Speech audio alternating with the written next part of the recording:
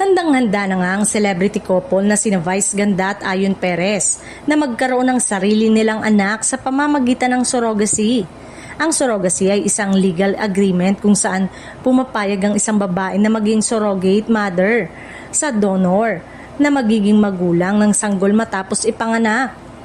Sa panayam ni Vice sa YouTube vlog ni Karen Davila, kinumpirma ng TV host comedian na kumonsulta na sila Ayon sa doktor para sa proseso ng pagkakaroon ng anak. Ayon kay Vice, matagal na nila itong plano ni Ayon ngunit naantala lang dahil sa dami nilang trabaho. Ngunit kamakailan ay nagdesisyon na raw silang pagtuunan ito ng pansin dahil sa pangamba ni Vice dala ng kanyang edad ngayon na 49.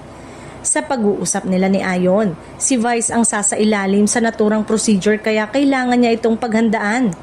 Kabilang na ang pagpapahinga ng 3 buwan para makasiguro umanong healthy, kailangan masaya yung utak at relax.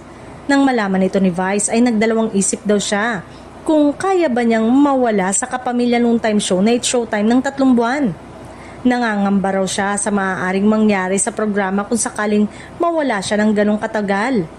Sa ngayon, naglalaban daw ang isip at puso ni Vice ang pagmamahal niya sa programa at kagustuhan niyang magkaroon ng sariling anak.